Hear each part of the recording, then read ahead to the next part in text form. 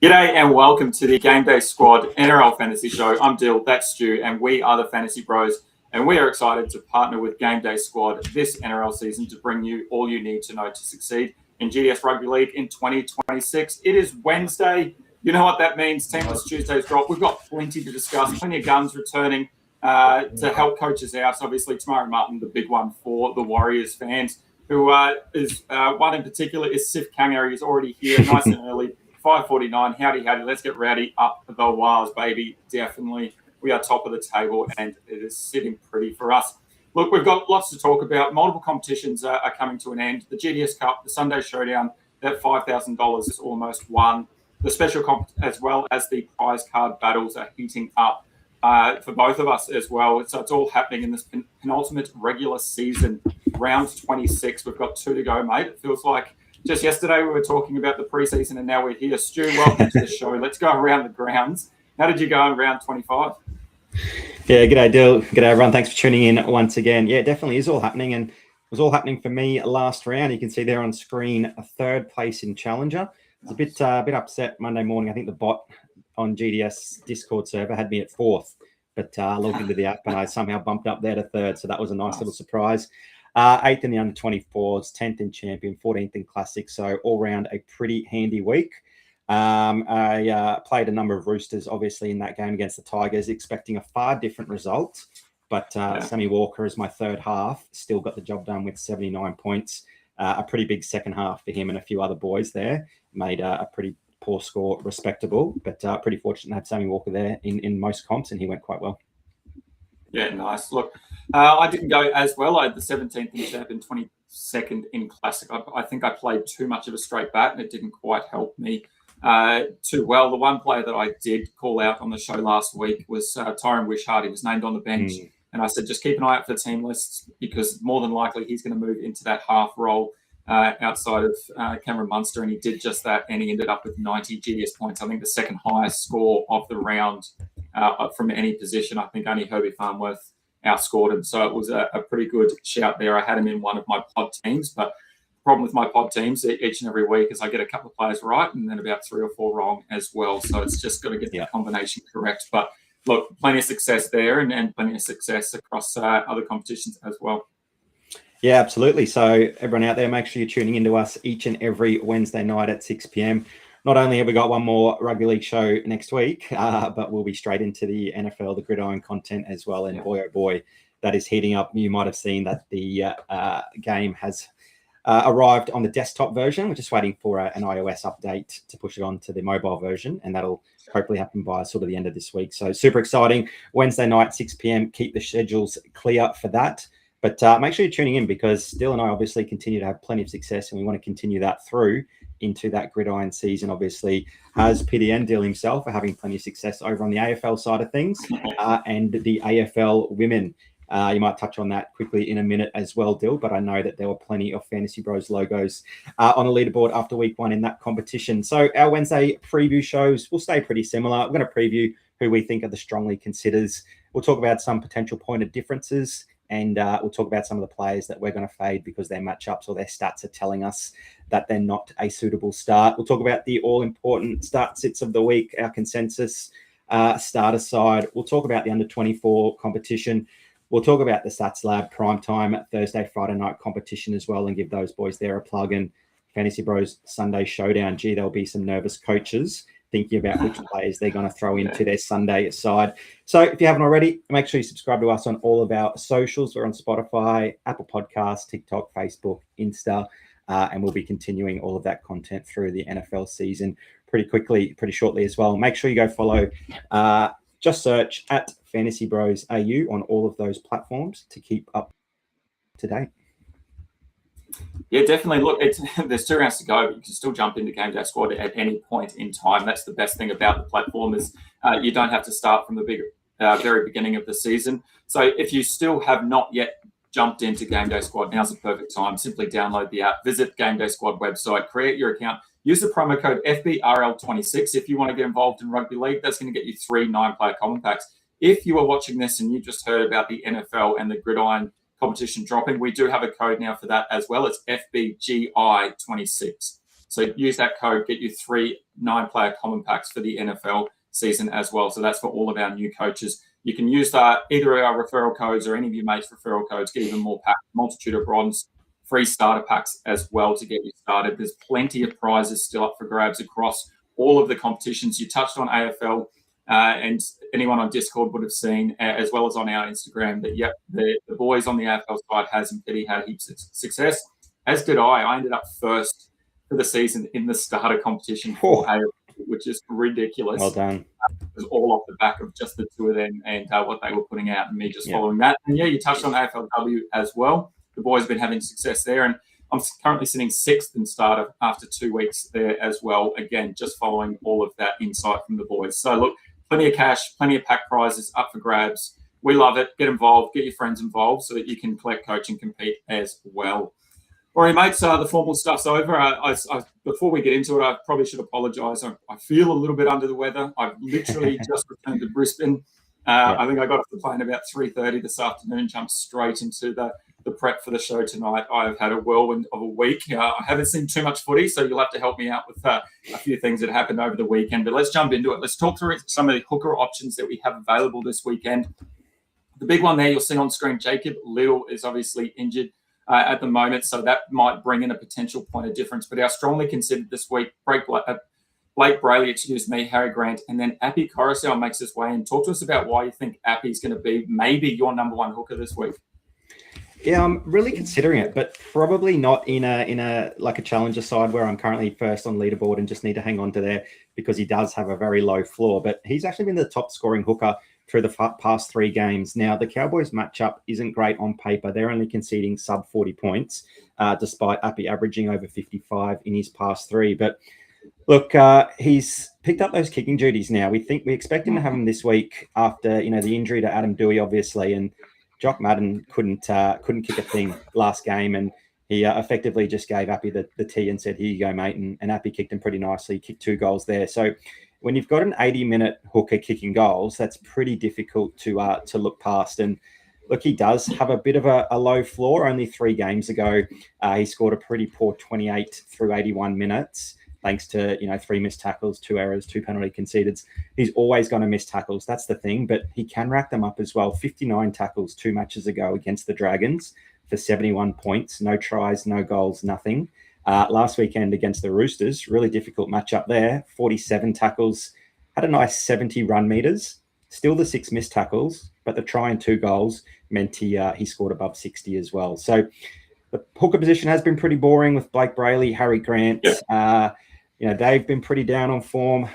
Blake Brayley just going through the motions, really probably cruising to finals, and Harry Grant, the Storm, it's not really come together, although I expect, maybe a big game there between the Storm and Broncos. So Harry Grant could be a late call-in.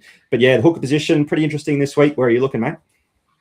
Yeah, just on Harry Grant, I'm fading him this week, and it's purely just down to this decision that the NRL has made around the kickoff rule, and they're going to trial it in the grand final rematch where there's absolutely nothing on the line, which is quite hilarious in itself. And I just don't know what that's going to mean for teams. And you potentially could see a lot of points in this game, but if this kickoff rule changes some things, I'm just not quite sure how it's going to work. So I probably just want to watch and see how that goes for a lot of players across that game. Obviously, there'll be a couple that we definitely play, but yeah, I'll be holding on Harry Grant this week. I think I'm just going to stick with Blake Brayley against the Eels. I think he's still the play. Obviously, scores for the last 3 weeks from Brayley haven't been great. He had those 2 down games. Obviously, had a bit of a shift in the position that he was playing when Trindle went down injured. Look, he bounced back with the 55 last week. And there was plenty of attack from Brayley as well through the middle, which was great to see. We probably haven't seen a lot of that across the season. He's been very base heavy, so it's great to see that he's getting some running attack through there. The Eels as well, the last 3 scores from starting hookers against the Eels, 42 from Brandon Smith, 40 from J&K, and then the 63 from Reid Marnie. So there's plenty of opportunity there as well for Brayley. I think, it's just probably the straight bat play at the moment, especially with some prize cards and some finishing positions on the line. For me, though, I'm just going to play those straight bat options. What do you think about Damien Cook? Is there an 80-minute performance in Cookie? Maybe a little bit of a send-off, one final hurrah from Damien Cook, and can I find a spot for him in my side? Yeah, there definitely can be a last hurrah, an 80-minute performance there for Cookie. We haven't seen it in quite some time. He hasn't played 80 minutes since round 18 against the Tigers. He started the season with a whole heap of big minute performances, and he was one of the go-to hookers until Jacob Liddle sort of came into the fray there, and he's just completely gone off the boil.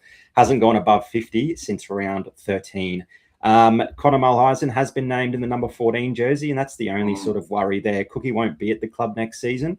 Mulhisen will still be there behind Jacob Liddle. So Little's injury history has been pretty poor with that soft tissue seemingly returning all the time. So they probably need to blood a young star or an up-and-coming hooker for when Liddle inevitably goes down. So I dare say Connor Mulhisen will get some minutes. Cookie's probably going to be capped at 50 or 60. Not for me, but certainly someone with upside if he does manage that 80-minute performance. All you need is a middle forward to go down, or the coach to have a tactical decision on the bench and leave him on it. And we see Cookie getting 80. Yeah, I guess the other concern is that we've seen Cook in the past move out to the centres and play different roles as well. So you never know what's going to happen there with the Dragons. Look, Coach Stevens in. Good evening, mate, to you. Look, a few tough decisions for him this week. And if you've got any questions or you're not sure who to start or who to sit and you've got a 50-50, let us know. We'll see if we can help you out with some stats. But yeah, there's definitely going to be some tough decisions with a lot on the line. And then we've got a new face. It's great to see some new faces here. Penrith Lover forever. So g'day to Penrith Lover. Hopefully you can get some insights to who we're looking at. Look, for me, the fades this week, Walters for me. He's obviously had a bit of a stretch, couple of games where he started to play some quite well, actually. He's in some form. And I think one of our mates the other day said that the Broncos are looking a lot better when Walters is on the field, which is crazy to think when we've seen some pretty horrible things from him. But I'm just fading him this week purely based on that matchup. The Storm only allowing 29 in the past 3. And then Wade Egan, I'm just putting a line through him completely. There were times when he was definitely playable in the past, but with Sam Healey garnering more minutes at the Warriors, he's playing some really good footy, and I love what Sam Healey's doing when he does come on and sort of looking for that tired middle, and especially at the line he dives over. It's great to see. That's why I'm fading Wade Egan up against the Knights as well this week. Just quickly, Reece Robson, a potential point of difference for you, or is that just going to be in certain special competitions? Yeah, no, just in special competitions. I think he's got a little bit of upside there. He'll get through plenty of base. If the Roosters click, he's always a chance for a little dart over or putting a couple of forwards in there. So, yeah, if you want to go a little bit different against the rest of the pack, he's not going to disappoint, but he's probably doesn't quite have that high ceiling as some of the others on that list. Yeah, for sure. And just quickly, Penrith Lover has pointed out Paddy, obviously, for the Raiders is on the bye this week, so you need to get rid of him in your under-24 side and any other competitions that you had him in. All right, let's jump across to middles. And it seems pretty stock standard this week for me. Haas, May, Smith are probably the main three. I don't want to talk about what happened on Sunday. We were messaging back and forth with May put to the bench and then obviously named to play in that lock role. We made the switcheroo and it did not work out for us. Was it the first or second tackle that Alex Twell went down in? 47 seconds into the game. Yeah, and that was the bit of footy I did watch, and I think I almost turned it off there. So I think Terrell May is obviously going to get the boost there with Terrell May with no Alex Twell on the side. Is it as simple as just the Haas, May, Smith, or have we got a few other options as well? I do love the Haas, May, Smith. I think Haas definitely reminded Broncos fans and fantasy coaches just how good he can be. And it's going to be no different here against the Storm in that grand final rematch. We go back 12 months ago. There was plenty of chat between, Stefano and the big Broncos pack, and the Broncos had the last laugh. I think if the Storm want to get anything out of this season, it's to get one back on the Broncos, and Payne Haas isn't going to stand for that, despite his way out the door. So, yeah, no question marks around playing him once again. Terrell May, no Alex Twal is as safe as the house. Lindsay Smith, despite the sin bin last week, obviously a penalty conceded there, a sin bin, 10 minutes off the park, still 57 points, played the 70 minutes, so just a 10-minute spell with no Isaiah Yeo. It's about a lock and load every single week. You might see there on screen as well, Jai Arrow. Everyone playing at home, if you're not too serious game day squad, or you're not too sure if you can improve on your position on the leaderboard, chuck him into your side. It's a really nice touch that the NRL are doing, letting Jai Arrow start in that 13 jersey, and a free little interchange there for Cam Murray. So you can maybe sub Cam Murray into there as well. I think he'll definitely want to have a big game there in Jai Arrow's honour. Yeah, it's a great thing that's being done. And a bit of a shame that a few people thought it was okay to comment about a few other players that haven't been afforded the same luxury as Jai Arrow, but it's obviously for a really good cause. So I do applaud what the NRL and what the Rabbitohs are doing. So it's great to see. Look, you touched on that grand final rematch, the Broncos Melbourne Storm. You've got Stefano Udikamanu there as a point of difference. Do you think it's time for him to stand up and really put a bit of authority back to the Storm, since they've had a pretty horrible season this season? Yeah, I do. Exactly what I said before. He's going to want to aim up. It just depends if if he can get on top early, or if the Bronx pack get on top of him. I think if the Bronx start to dominate through the middle there, we can see Stefano sort of go into his shell a little bit. But it just wouldn't surprise me to see one of those big, 7 or 8 tackle busting performances by Stefano. And when we look at the live scores after the match, he's thereabouts with Payne Haas. But probably, just outside my top 3 or 4 middle forwards, but do expect him to have a pretty big one. Yeah. Look, before we look at the other point of difference, which we'll touch on in a moment, are you looking at just the 3 middle forwards and then putting some more stock in the edges, or are you looking at that 4th middle forward on your bench as well? I'm really tempted to go a 4th middle forward, and I don't mind Tino, not just because of his recent score, but he's been pretty good for the past month or so. So we'll chat him as a pod shortly. I'm just not too confident in the edge forwards. We'll get to that section shortly. So when we get there, there's a few question marks that I have about a number of players. So I think I might get 4 middles, 3 edges. But obviously, that might flex out and go the completely other direction and go for some upside in the edge forward position. But I like what a few of those big boys through the middle are doing. Yeah, and there's a little bit more safety there. Look, Tino's a name that I think maybe wind the clock back about 15 weeks, and we had him consistently on the fade list through the first part of the season. But he's now found his way into some form, despite not a lot of happening at Titans outside of what Tino's doing. Yeah, and rightly so on our fade list. Look, didn't crack 50 for the first 7 rounds of the competition. His minutes were hovering at just 50 in the last 3 games. We've seen him at 71, 80, and 71 minutes. So there's a pretty clear game plan there that he wants to finish the season strong there for the Titans and ensure they're playing some good footy. Look, in that 3-game stretch, hasn't scored a try or a try assist, but has scores of 86, 62, and 70. Massive tackle numbers, massive run meters. He's still missing tackles, but when he's tackle breaking 5, 7 times per game and throwing in a couple of cheeky offloads, he's going to be racking up those points. So there's no real middle forward in as much form as him outside of the big boys. So if we're looking for a 4th middle forward, I'm playing him as long as I can trust that he's going to see that 70 minutes again. And look, one name that's not there, one card that's not there, his name's still there. He's under the under 24 starts. Is Toby Couchman. He's been pretty consistent on our strongly considered for probably the whole season. Is there any particular reason why you're not keen on him this week, or is it just that we couldn't fit him on the screen? Yeah, no, just the 3 spots. I think it goes without saying that he's a pretty gun play. Whenever you want to roll him out, whenever he's named in that Dragons pack, those youngsters are absolutely killing it. So, yeah, he's not really a pod, but we've got a few other strongly considers there as well. If you want to go 5 middles, Tino and Toby Couchman as those 2 on the bench, then I certainly wouldn't shake my head at that. I think that's a good play for this round. Yeah, definitely. Look, and then on our fade list, we've got Adam Fanua-Blake. Last week, what did he score? 85 points on that Sunday. And then Max King, he crossed over for a try as well. Both of those are on our fades. We just don't think they're going to repeat those performances. We've seen glimpses of Max King have some big games, and I think that 1 or 2 seasons ago he was someone we were considering, but I think there's just not enough output from either boys to warrant getting them into your side. I definitely won't be chasing AFB's points in any particular comp. I've also got Hamish Stewart as a potential fade. He's playing on the left edge up against Manly. They've only allowed 29 in the past 3 left edges, so he's actually, I've got question marks over whether I'm going to play him in the under 24s at the moment.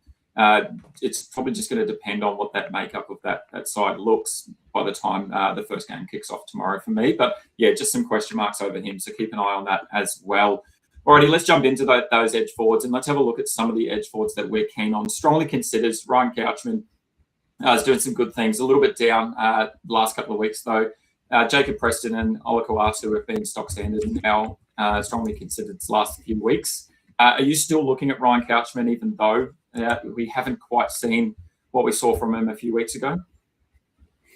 Yeah, he's definitely in consideration for me just because how good he has been. And, if anything happens in that Dragons pack outside of him, getting a knock, obviously, then he gets those big minutes. We just remember 3 games ago, 80 minutes there against the Sharkies, 82 GDS points in pure base, 66 tackles. Thank you very much. He scored a try the week before against the Finns for 98 points, and that was just in 59 minutes. The last 2, have been a little bit underwhelming, just the 54 and 50 minutes for 45 and 54 points.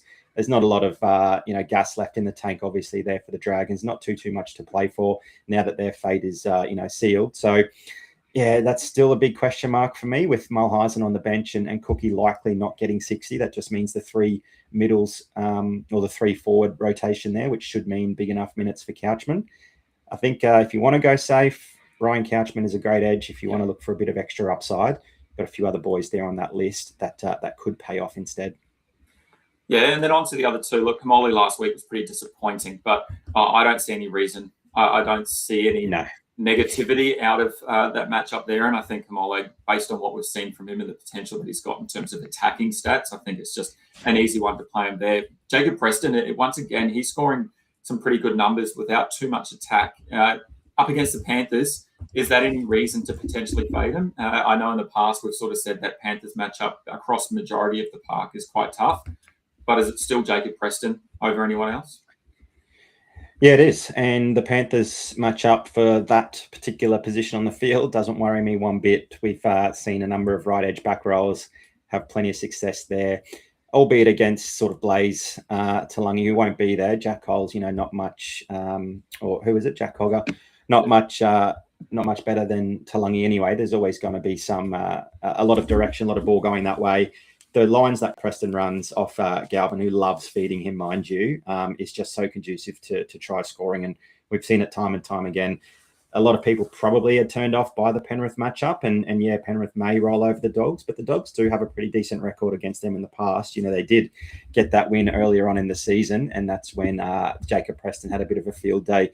Didn't he? I'll just have a quick look at what that score was. That was 83 points in round 6 against the Panthers. A try, 3 line breaks against that left edge, 4 tackle breaks. So, if the Dogs look at some of that film again, they're going to see those defensive frailties there on the left-hand side. And I think Galvin's going to be given the ball pretty early to Preston. So even if he doesn't cross the try line, I think there's plenty of base there. He's shown that he does rack up the base, can easily score a mid-50 or a 60 point. Without any attacking stats. 53 tackles 2 matches ago tells you all you need to know. Yeah, and I really like the Galvin shout this week as well. We'll get to that when we talk about the halves and the points that are on offer there against the Panthers. So I think that stack of Galvin Preston's a really good one to have a look at again this week. Over to our points of difference. You won the battle this week of the Bunnies edge forwards that were going up on our points of difference, and that's Tallis Duncan. So talk to us about why you like Tallis Duncan over who I like, and I'll talk about soon, and David Fafita. I've got Tallis Duncan almost as a must play for me, despite being the reverse out of position superstar that we love. He's playing in the centre for the Bunnies, but we've got to put him in the edge forward position. Typically, that would be a no-no, but he's one of the few players, him and Simi Sasangi, obviously, that are giving us every reason to play them. I think he's going to be a great pod this week. He's still named in the centres, but he's scoring like an attacking back rower anyway, getting through plenty of base. And we also know just how good the Bunnies are when they go left. Cody Walker back, likely to get plenty of game time. The most exciting part of that return, though, is Latrell Mitchell. Probably not going to get the full 80 minutes, might not even get 40 or 60. But if he's spending any time on the left-hand side of the field, they're going to want to get him the footy. And I think that just means that Tallis Duncan will have to move into the back row spot at the expense of maybe Ewan Aitken. So, I don't mind the Tallis Duncan play whatsoever. If he spends 80 minutes in the centres, there's every chance he hauls who are pretty frail defensively. It's going to be a 3 p.m. fixture there on the Gold Coast. Let's hope we got plenty of nice weather there. There could be a magnitude of points. Even if he doesn't score a try, he should still get through plenty of base. I just think there's massive amounts of upside for Tallis Duncan this week. Yeah, I love it. Look, I actually really like the as I said, the aforementioned David Fafita, and it's probably the first time I've been able to actually consider him as a point of difference or even as a play in some main comps because he's got a really good positive matchup. I talked about it last week that right edge forwards down that side are scoring really well. Nicaragua didn't quite meet those heights. He only scored 31, but before that, there were scores of 65, 70, and 73 to right edge forwards up against the Titans. The last 3 games for Fafita on that right edge, he's averaged just shy of 50 points with only 1 attacking stat in that whole time, which was a try. So he had 16 tackle breaks in the past 3 games, and he also had 6 offloads there. So I think there's a potential for David Fafita to sort of get back to where he was a couple of years ago, where he was that fantasy beast, and we could play him each week, knowing that he would have plenty of tackle breaks, plenty of base, but then also have a line break and maybe even a try assist or a try himself. So I'm really keen to get David Fafita in the side. Who I'm not so keen to get into the side, who's another player you've got on the point of difference, is Max Platt.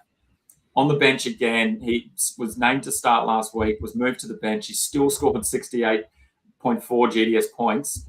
Where do you think he's sitting at the moment? Does he come into the side? Does he start from the bench again? What are you going to do if he does move into the starting side?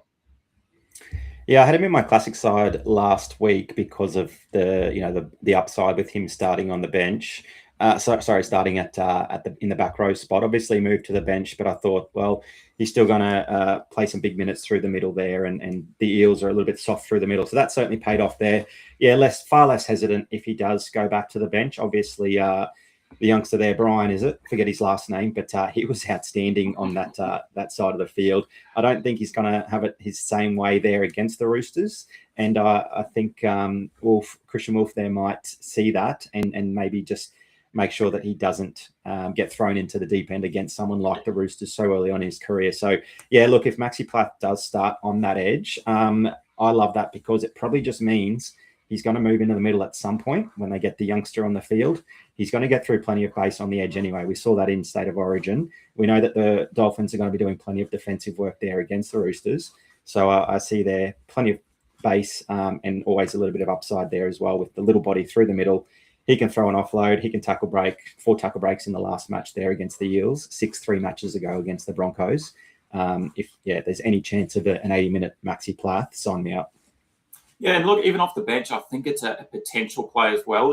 The last 5 is averaging 54, and there's only 1 game there where he scored 34. The rest have been 50 and 60 scores. So that potential off the bench, I don't mind it too much, and there's plenty of opportunity for him to play in a number of different positions as well. If there is an injury, he can play in hooker, he can play in the back row, he can play through the middle. So there's plenty of opportunity for him. It's so hard for me to look at someone starting on the bench coming into my side. And I know we've done that with Toby Couchman before. But yeah, it'll just have to be that decision that I make with that last spot potentially. It sounds like FRZZZT, Frizzed, is done with Ryan Couchman after doing him dirty last week. So if you're not going with Ryan Couchman, mate, let us know who you're going with, and g'day to Ganners AFL as well. It's great to see you back once again.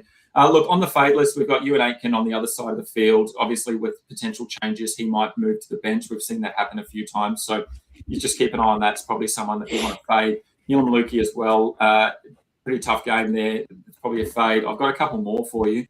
Both Knights young guns on the edge up against the Warriors. The Warriors are so well versed down both edges at the moment. Yeah. They're restricting both edges to less than 40 points. And then Feketi as well. He had an impressive starting last week on the left edge against the Tigers, even though they went down. The Dolphins have been pretty solid, only allowing 28 to left edges. So there's plenty of fades there. I wouldn't be chasing Feketi's points. Here on Lukey, I think the other side of the field for the Cowboys might have some more success with Nanai back as well. And that's a potential point of difference. Like I just said, Feketi scored 52 last week. Stewart 65 in round 24 against the Tigers. Nanai's played 7 times this season, and he's only dropped below 40 twice. So he's got some good base and power, and he's got plenty of attacking stats as well. So there's quite a few options out there. And don't forget your under 24 starts and Ryan Couchman and Fini Fuiaki as well. Get them both into your side. Alrighty, let's jump into the halves. And look, they've been on the strongly considered almost each and every week. Last week, we faded JC and was almost at our peril. Luckily, we had a couple of decent options and that we talked about as well. We'll talk about again in our points of difference, but strongly considered this week. Nathan Cleary, Nicho Hynes and Jaden Campbell. I'm going to start with that man in the middle. Probably my favourite player in the NRL at the moment, outside a couple of Warriors players. But he's gone a little bit cold. He obviously rescued a really poor score at the end of that game. He's averaging 45 in the past 3. That's well down from his average of 65 throughout the rest of the season. Is Hynes a lock, or is there some question marks over his form at the moment? Yeah, there are some question marks. Maybe he's still getting used to life without Braden Trindle there. That combination was really impressive, for big parts of the season. But we're talking about a guy here who's gone over 100 3 times. Fade a guy that goes over 100 3 times in a season at your own risk, because there's every chance he can do that again on a Sunday afternoon against the Parramatta Eels. I don't want to sit there on a Sunday afternoon and sit through a Nicho Hynes masterclass, which is shown time and time again. Not only is it 3 100s, it's a couple of 90s amongst that as well. So it's pretty much 25% of his games that he's scoring, 80 plus, which is pretty impressive. So yeah, there are going to be some low scores. We've seen a 25 against the Roosters, an unfortunate 32 against the Dragons where they got wiped off the park. But the downside is there, but I think the ceiling's way too high. You'd be a very brave man to leave him out. Yeah, and the Eels allowing plenty of points to right halves as well throughout the season. 61 averaging across the season. That's a couple of hundreds in there from Adam Dewey and Jaden Campbell as well. So there's the potential for him to have a massive game. The Sharks are still playing for a decent spot, potentially in that top 4. So they've got a lot of work to do in the last 2 games. So I think they'll want a big one. So if you're not keen on one of those, and maybe you're not keen on Hynes, even though Stewie's just talked everyone into it, talk to us about the 2 points of difference. Sammy Walker was our key man last week, and you talked about at the start of the show. Is he once again someone that you can go back to, especially with that matchup against the Finns? Yeah, I think it's a decent matchup there. The stats aren't as positive as you might think. The Finns defensively are okay, although the Roosters are an outfit that can put a score on as they please. We've seen it before. They caught us off guard last week and left it to the last minute for Sammy Walker to stand up. But look, he's been the form half really alongside the likes of Nathan Cleary in the past month of footy. 116 against the Cowboys, 31 against the defensively sound Bulldogs, the 63 against the Penrith Panthers, which is what I said on the show last week, was a reason why I was really confident with him against the Tigers. If he could put up a decent score there against the defensively strong Penrith Panthers, there's no reason why he couldn't go well against a pretty poor Tigers outfit. So I think he's going to get the run of the game a little bit again against the Finns. It could be high scoring. He'll have his fingerprints all over the game, just not quite in the top 3 halves for me, but I certainly wouldn't tell anyone not to play him, particularly since he's in some red hot form. Yeah, it's hard to ignore the form that he is in.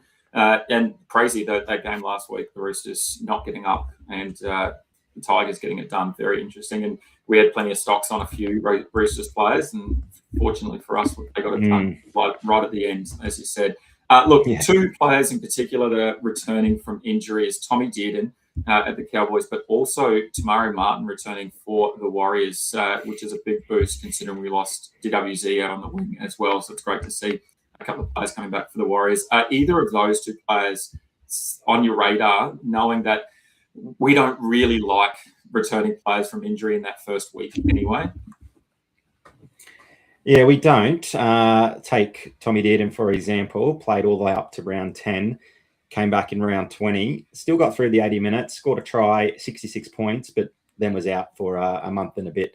So there's always, some hesitation playing a guy like that. But look, I sort of forgot just how consistent he's been all season long, averaging just shy of 60, but has only gone below 50 twice. That was back in round 2 and round 3. Has been an absolute model of consistency all season, bar that injury, obviously. And look, he's not even kicking goals. He's just racking up points all across the board. And look, the Cowboys are still going to want to be playing some good footy. Got a nice matchup there at home against the Tigers. Plenty of points to score up north there.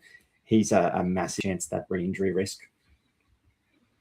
And I think that's going to be a big game that I'm looking to target as well because of the wider aspects of the finals, really. The Cowboys trying to get everything done to stay in that top 8. There's a few teams snapping at their heels as well, and the Seagulls are one of those teams. So I think that the Cowboys will want to put on some good performances over the next 2 weeks. So I don't mind chasing those points there. One player that I am super keen on, I talked about him earlier when I talked about Jacob Preston, is Lockie Galvin up against the Panthers. It sounds like a pretty dangerous matchup to target, but the last 3 weeks for right halves against the Panthers, listen to this: Metcalf 88, DCE 78, Wishart 90. Wow. They've had 15 tackle breaks combined between those 3 and 5 tries between them against the Panthers in the last 3 weeks. I talked about Wishart potentially last week being a big player if he came into the side, and now we've got Lockie Galvin. The Panthers are on this bit of a downslope. They haven't played some good footy over the last few weeks. The Bulldogs are playing some decent footy. They'll want to solidify their spot. I don't mind the Lockie Galvin play, even outside of under 24s, maybe in a pod side. I think I might get him in. And as I said, that stack between him and Jacob Preston could be gold. Yeah, absolutely. Gee, the big difference, though, for me is those 3 in the strongly considers plus Sammy Walker. They're all obviously kicking goals and got some decent matchups in terms of point scoring ability. That's the sort of safety blanket I want from my halves. But, gee, those are some pretty impressive scores, are they? If we're talking about DC, that's probably the first time we've mentioned him at all this season. And he's amongst those 15 tackle breaks. What did he get? 0? And the others got 15 between them.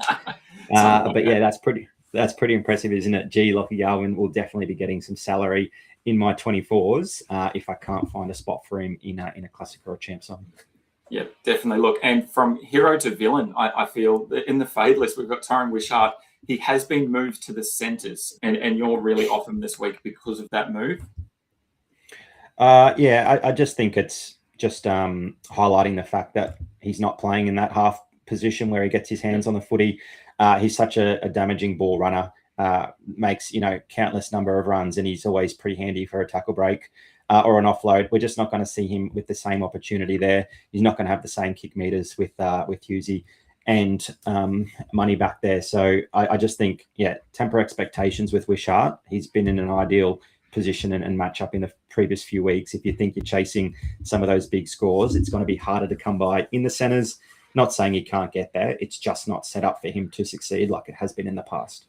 Yeah, I tend to agree. I'm not going to get there myself, but I actually don't mind the matchup that he has. The Broncos allowing back-to-back 50-plus scores down that side to centres. So there is an opportunity for him. But, I agree that the out-of-position play is probably just not ideal, and there's probably a little bit of flaw to what we could expect from him. So I think, that's a pretty good fade.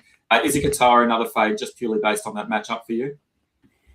Yeah, Roosters conceding. I think it might be 20 points or something in the last 3 to right halves. Not targeting there. There's plenty of other guys you can look at.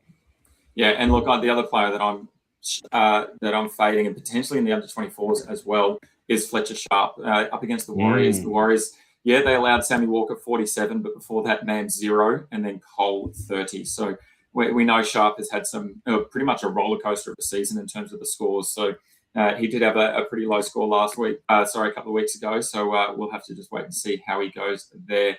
Alrighty, let's jump into the centres. And I really don't know what to do this week, so I'm hoping you can steer me in the right direction in the centres. Herbie Farnworth is obviously the absolute lock.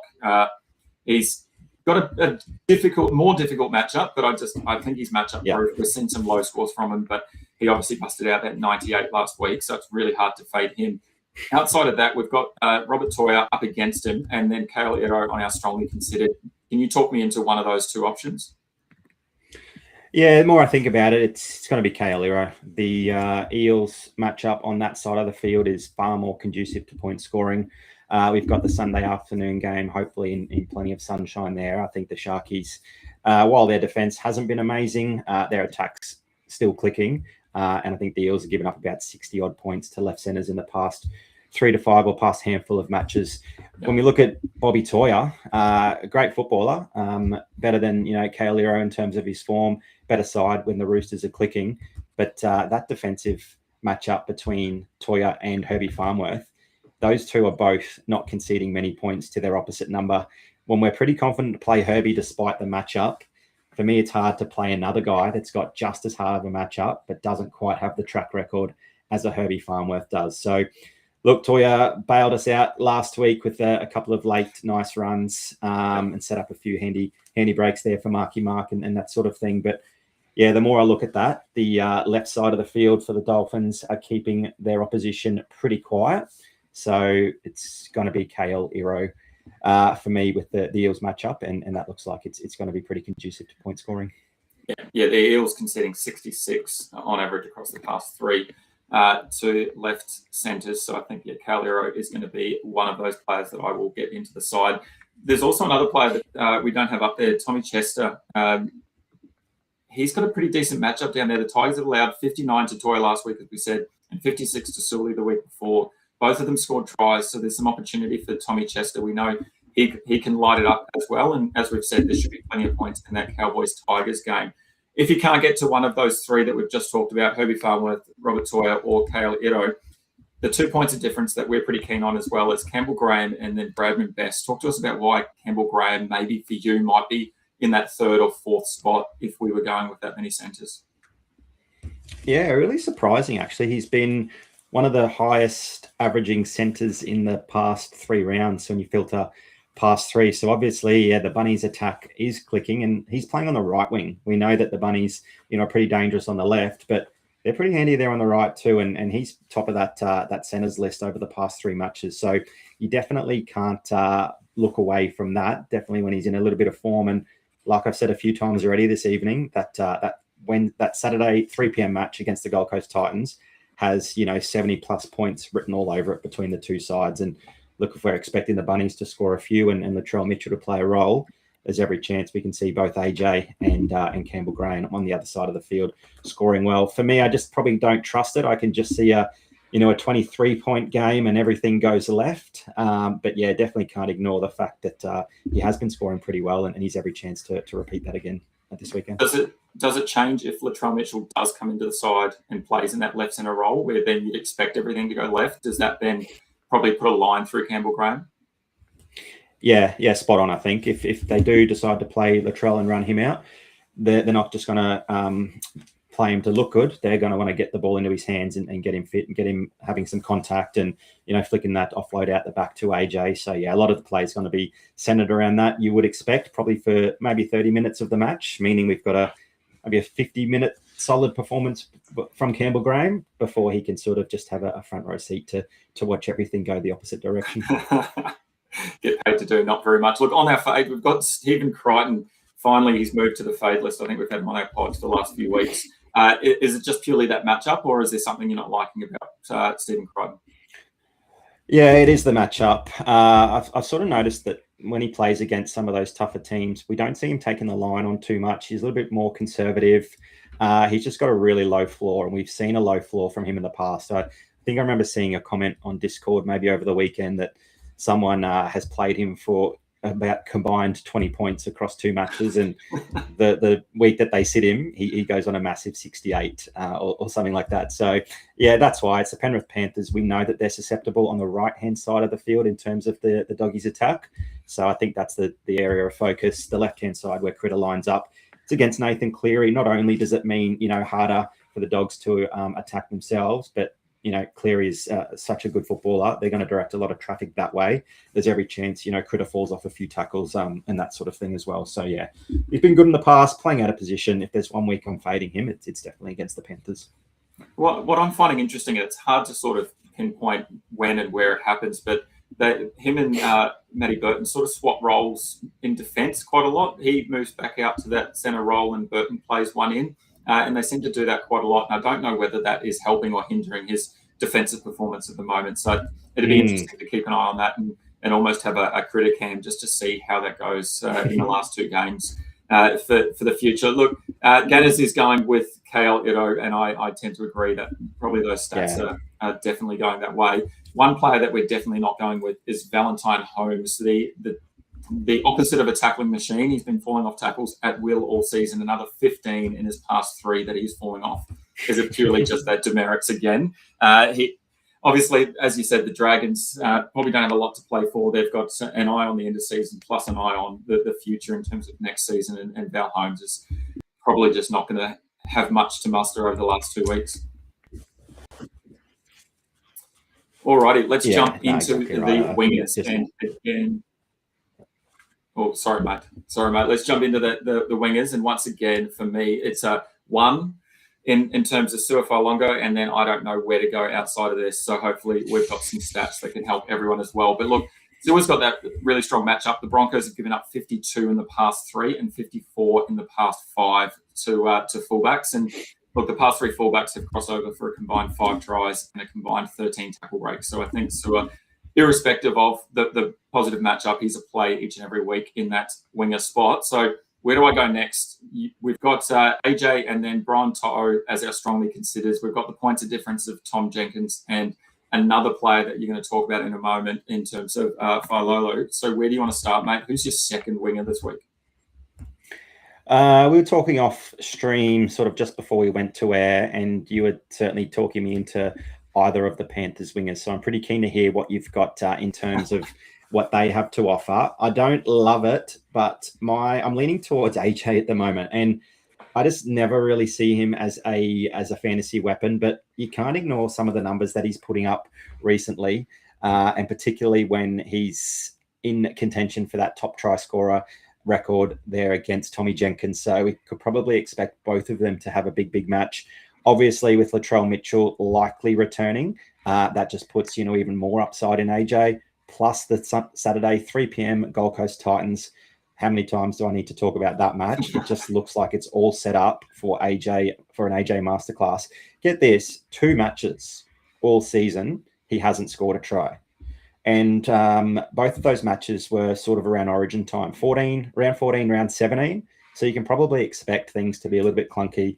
They're losing a few players there, some players on the short turnaround, that sort of thing. He scored at least 1 try in every other match this season. He scored, let me count it up, 1, 2, 3, 4, 5, 6, 7 matches. He scored at least 2. He scored a hat trick twice, and he scored 4 back in round 15 against the Bronx. Someone with such high scoring upside. And mind you, he's played half of that without Latrell Mitchell. So, yeah, there's so much upside in playing AJ. But again, he just strikes me as that guy, you're playing your side, and he just, walks around for a 24-point game, and just things don't seem to click for him. Plenty of upside. I'll get there somewhere, but maybe not quite in my number 1 side. Yeah, look, I remember maybe this time last year I put AJ out in the massive pod, and I think everyone laughed me off YouTube. So, look, I won't do that this week. But you're right, he has absolutely just gone about his business. Everyone's been talking up Tommy Jenkins in terms of his try-scoring record this season, but AJ's right there at the moment as the top try scorer with him. So, it's hard to ignore.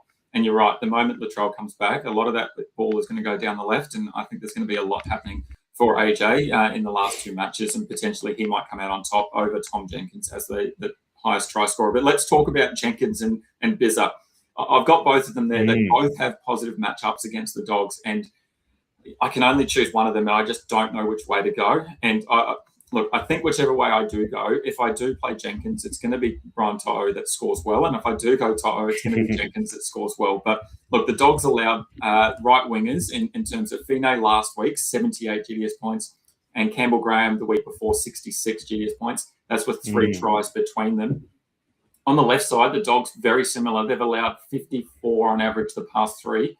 With 3 tries being scored across those 3 games as well between the wingers. So there's every opportunity that both players can score well against the Dogs. The Panthers we've talked about, they're in a bit of a slump at the moment. They need to form slump at the moment, They need to find a way out of that, particularly with some momentum into the finals. And what better way to do it than have both of your wingers score plenty of tries? Yeah, look, I think you need to let me know which one you are locking in, and I will go the other one in at least one team. So between Jenkins and To'o there, one of us will be cheering, but hopefully if things click, then they could certainly both go off. But you probably got to have to play both of them, so you're at least happy with the one that does go off.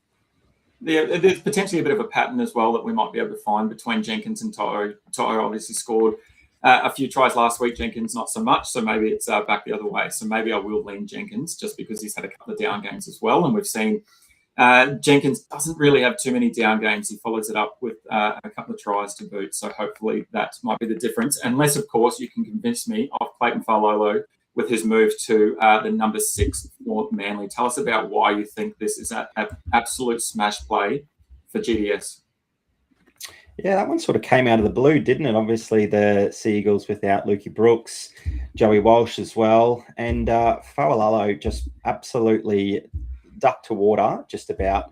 Looks like a 100-game vet in the number 6 jersey. He ignited Manly right from the first set and scored their first try. Went off the field with a HIA, but only played 67 minutes. Still scored 65 GDS points just with the one try and the one line break. He just racked up across, all statistical areas. A line break, 3 tackle breaks, 2 offloads, 170 run meters, obviously kicking a little bit, being in the middle of the field as well, with 144 kick meters alongside Jamal Fogarty there. So there's always some bonus points. But he's just an absolute ball runner. He just loves the footy in his hands. I think he made 18 or so runs. And when you've got a half running the footy that many times, they're likely to break tackles. Look, if you want to play someone out of position, you want to play it against the Dragons. That's a great matchup there if you want to back someone to go massive. And I think that's why we can be pretty excited that he could put up a big score there. It just means, you can't go an AJ, you can't go a Bizarre, a Jenkins, a Jermaine Asako. He has had his own fair share of injuries, had a hamstring earlier, had the head knock. You just hate to back him in all the way and then he is leaving the field after 15 or 20 minutes. So I think there's tremendous upside there against the Dragons as well. There's no secret that his shift there. Look, Tommy didn't even play that well, but they were still fantastic and upset the Knights on Old Boys Day, and he was a big reason for it. So big fan this weekend again. It's going to be tough for GDS next season to put a positional tag on Fa'alalo. He's played winger, centre, fullback, and now he's playing in the half. So he might just have to have the flex position, and we can play him. Yeah, let's do it. Look, Critter down that side, 60 points last week against the Dragons, attacking that left edge of the fields. And look, the only downside is that Critter did kick 8 goals in that game, so that obviously makes a big difference in why his score is a lot higher there. But I think there's some good opportunity for Clayton down that side, and then hopefully we have a big game from them. The one name that's missing, a bit conspicuous with his absence, is Jermaine Asako. We've been on him for weeks, and we continue to say if he doesn't score a try, he will pick them. Up against the Roosters, they're allowing 38, averaging the last 3 games, 38 GDS points down that side. Skelton scored 2 tries down that side last week. Karaz did the same in round 23. So there's every opportunity for Asako. I think it's just going to be a really tight game, and I think it's going to be a lot of work through the middle. And I don't necessarily see a lot of ball going out wide very often. And we've also got Cobbo there on the faves list because there's just nothing happening for left wingers against the Roosters. Is Asako still someone you can rely on just purely based on that idea that he's got the goal kicking and there's going to be, if you think there's going to be points scored in this game, then maybe you can get it on Asako? Oh, absolutely, yeah. If you expect points being scored, I see this one being a bit more like a semi-final. We're 2 games away from the final series. Both of these 2 teams will be there. The Roosters, a bad loss last week to the Tigers. They'll definitely want to atone for that. And the Finns themselves will want to roll into finals. And playing someone like the Roosters right now is a really good sort of, where are we type game. And they'll want to compete for the full 80 there as well. So I can see it, definitely being pretty tight through the middle. Limited opportunities there for Asako, both in terms of the try-scoring opportunities and the goal kicking. Pretty happy to fade him this round. Look, if we were saying it was an Eels, a Dragons, a Tigers type fixture, we wouldn't be second-guessing a Jermaine Asako start. It's just purely the matchup and what the stats are telling us. Yeah, and I guess on the other side, we've got Lehigh Hopewade there as a fade. And we talk about that Dragons matchup, but they're only allowing 19 points in the last 3 weeks. Yeah, that's ridiculous. Muatalo scored 24 points in round 23. So I think there's something to be said there that the Dragons are allowing plenty on the right side and not too much on the left. So I think that's a big fade for us this week as well. Yeah, but they're also they're not able to get the ball all the way out there because they're scoring before the ball even gets out to the wing. Yeah, well, that'll be a big game either way. Okay, the fullback position. This is, I feel like this is the hardest position this week because we've been teased again with James Tedesco being named at fullback once again. But the question is he going to actually suit up and play? Questions are all around it, because they talked potentially last week about the Roosters resting some players in an easier matchup against the Tigers, knowing that they had a top 4 spot sewn up. But with that loss, there's now potential that they lose a home semi, that there's a whole lot of ramifications, that they obviously want to go out and try and finish on top and finish in that number 1 spot. But to do that, you're going to have your best players on the field. And I just don't know about James Tedesco being named, the last month, and he has been pulled out the last minute. Is that someone you're just completely ignoring, even though there's a pretty decent matchup? The Finns have allowed 60-plus scores twice in the past month to fullbacks. Yeah, no, I'm going to ignore him. I think it was, the writing was on the wall last week with him named and then withdrawn once again. So I just can't trust that. Either he's at full fitness or be even going to take the field. And fortunately, it is a Saturday 5:30 match. If you are keen to play Teddy, you don't have to wait till the final game of the round like we had to last weekend. But I think it's an easy fade there. Just had a quick look at the ladder. Finns win this, and they go on equal points with the Roosters. If they win by 12, if my maths is correct, they're probably just about neck and neck in terms of points difference. So an absolute huge game there for the Finns and the Roosters. When you look at it like that, maybe Teddy does come back to ensure that victory. But is he underdone? Maybe. I just am happy to fade him. I'll fade Hammer as well because the matchup there is probably going to be pretty tough. And there are a few decent little pods there that I think we can find in the fullback spot. Yeah, Hammer is on our fade list. He's been pretty disappointing for the last couple of weeks after we've been talking him up. But in terms of our strongly considered, the first one there, that the name on the list is Tommy Turbo. He returned from injury earlier than expected. We speculated last week how well he would go. He showed some pretty good glimpses of his former fantasy production, but he only mustered 36. Do you see a difference this week when Manly are trying to get into that top 8? And obviously, I need both wins over the last 2 weeks, and this Dragons matchup could be a really good one for Tommy. Yeah, there doesn't get too many better matchups, particularly when they've got nothing to play for, and your team has plenty to play for as well. The hard thing when you're playing Tommy Turbo is, you're just gritting your teeth and crossing your fingers every time he goes into contact and has to get up and play the ball. I think on 2 occasions he was sort of behind the play, and you're sort of wondering, is he going to get back into that attacking or defensive line? So, look, maybe you just expect that in the first game back from injury. He got through 78 minutes. So hopefully, that first game back since round 20, that's sort of what he needed. And, maybe we see a Turbo at closer to maybe 90% rather than maybe 75 or 80 than we might have seen last week. We know how good he is. Can he get there this week? I don't know. It's just that Dragons matchup that's so tempting. I wish they were playing, almost anyone else. That's a harder matchup. And I think, oh, no, I'm not going to risk it. It's just so tempting, isn't it? Especially when Connor Tracy scored 60 GDS points last week against them. Oh, dear. I see you've snuck into our point of difference, which I'll get your thoughts on in a moment. But, I think it's hard to ignore. The big one is obviously that injury history. And it's a bit similar to what we talk about with Jacob Carraz and the way that we've sort of not played him because we don't want to see him go off the field. I feel very similar for Turbo at the moment, but there aren't too many other options outside of that at this stage, because we've also got Callum Ponga on our fade, and we'll talk about him in a moment. But someone I'm pretty keen on is Scott Drinkwater.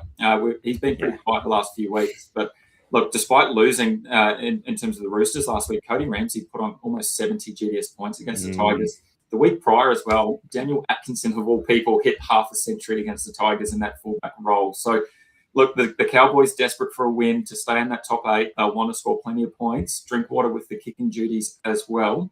Is he a lock and load this week?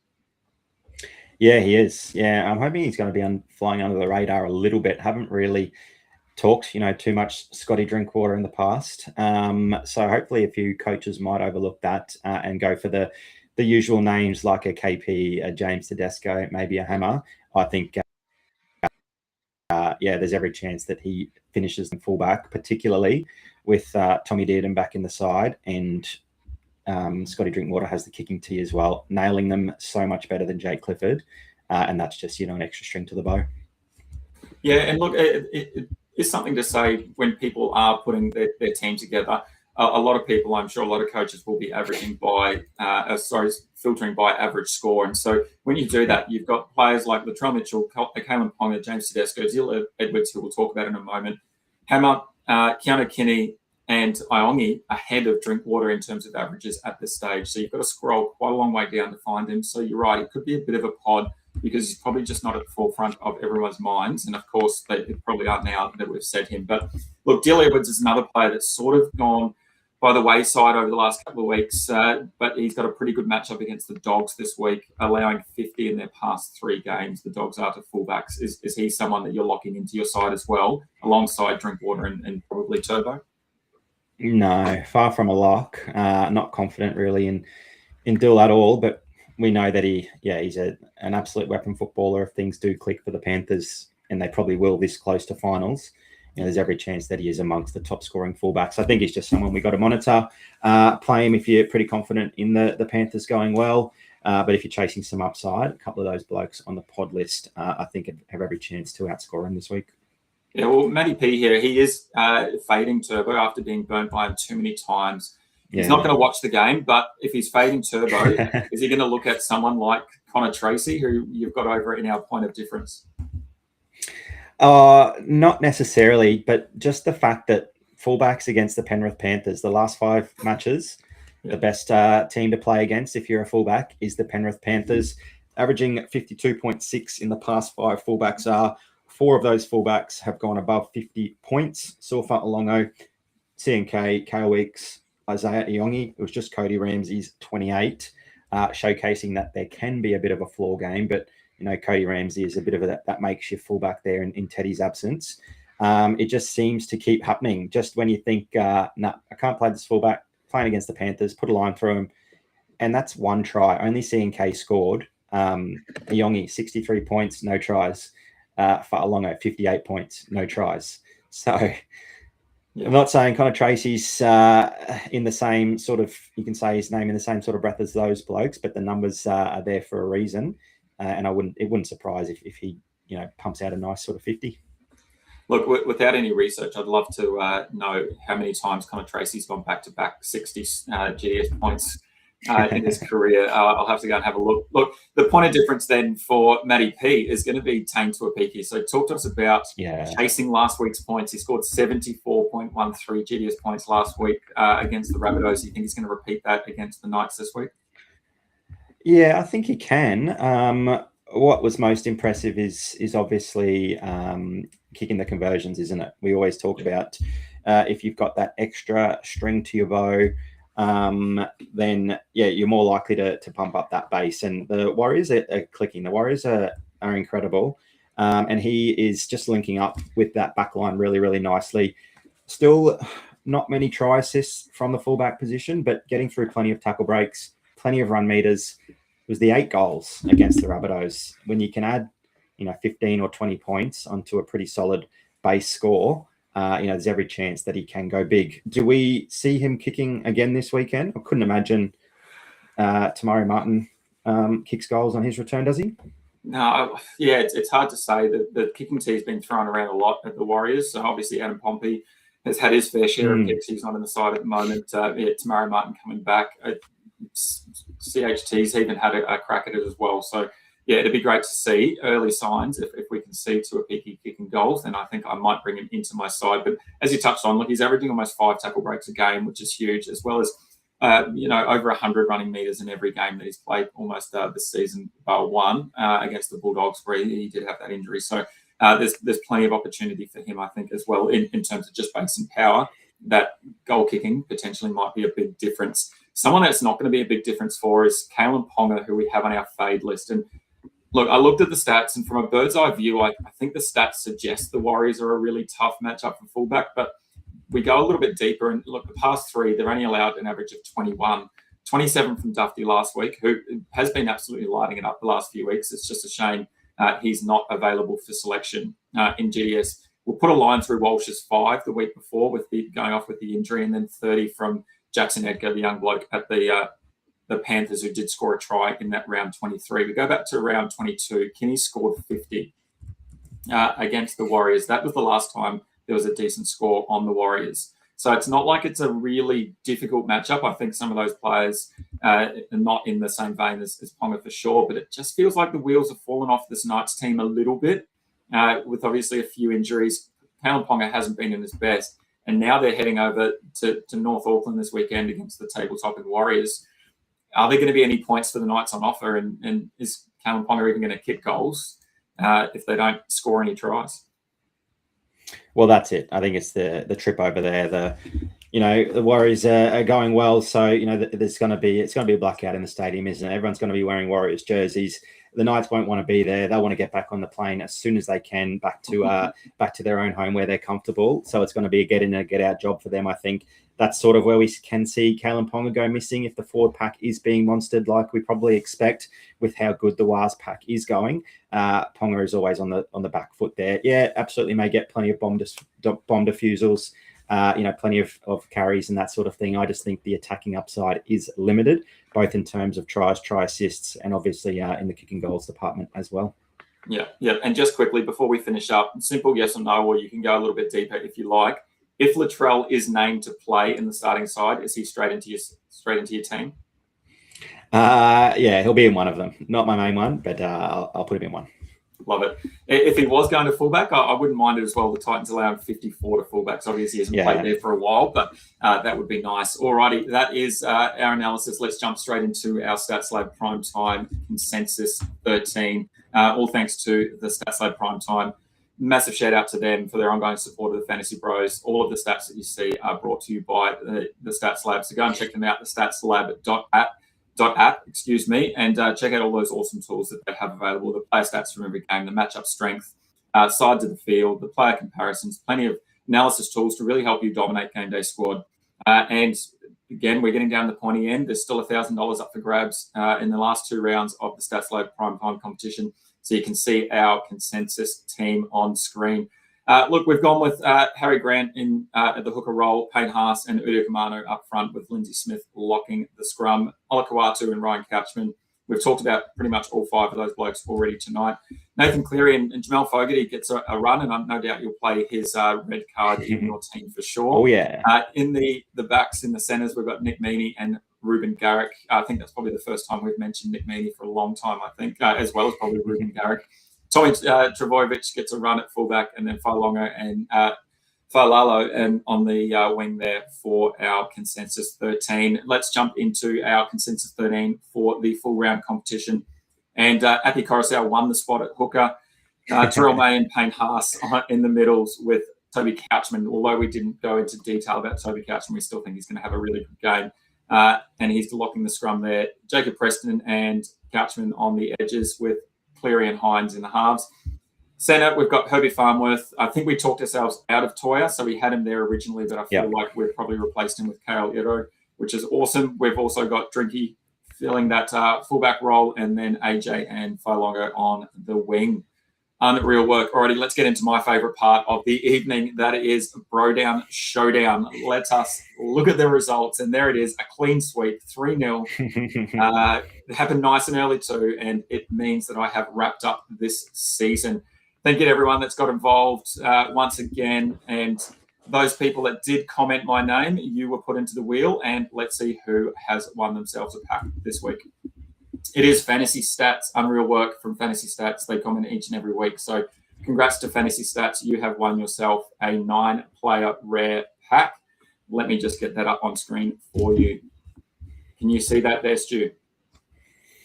Yes, got it now. Unreal. Alrighty, let's jump straight in. Good luck, Fantasy Stats. Hopefully we get some decent cards to finish the season off for you. Alrighty, starting across the top, we've got a Lindsay Smith gold. Great start there. Hugo Savala playing some good footy. Alrighty, Hansen had a debut or a second game last week. AJ there in the gold. Lovely. You can use that this weekend. And then a Blake Brayley platinum to round out that pack. So some decent cards there to use this weekend. Congrats, Fantasy Stats. Yeah, it's a good pack. Great work. Alrighty, and it's as simple as that. If you want to be in with a chance to win, similar to what Fantasy Stats has just done, all you need to do is comment who you think is going to win the BroDown Showdown. This week, we have got the edge forwards, we've got the halves, and we've got wings. I had first serve with Nathan Cleary, so I bagged him, while Stu went up against him with Jaden Campbell. And then on the edges, Stu's gone Tallis Duncan, and I've got Jacob Preston. And then on the wing, I've gone Bizza, and Stu has gone AJ, the massive pod in AJ this week. So if you think I am going to take it out once again and extend my lead to 17-10, comment Dyl, either on YouTube right now or in the comments post the show. Remember, you can do that all the way up into the second last game of the round, which is the first game on Sunday. If you think Stu's going to win, then comment Stu across now throughout the weekend. Some really good options there, and because he's already into it and he's going with Dyl again, good to have your support, mate. I have smashed it. Thank you very much, Cozzy. I just saw that comment as well. I'm pretty happy with that. Stu's obviously done well in a few competitions across the season, but I'd rather win the BroDown ShowDown, to be honest. So that's, I'm pretty happy with that. Alrighty, that is it, mate. We've made it through. We've got one more show to go for the regular season, and I cannot wait. We are jumping into the NFL season as well, so keep an eye on all of our socials for everything. Rugby League, Gridiron, AFL Finals, the AFLW, everything will be covered over the next few weeks for sure. So don't forget to like, subscribe across all of your favourite socials at FantasyBros AU. We'll see you this time next week, the 2nd of September. We're getting into September footy and it is unreal. We cannot wait to see you there. Stu, good luck this weekend, mate. Hopefully you hold on to that Challenger top spot for the season. And everyone else, thank you for joining us. We'll talk to you soon. Thanks, Dyl. Thanks, everyone. Good luck this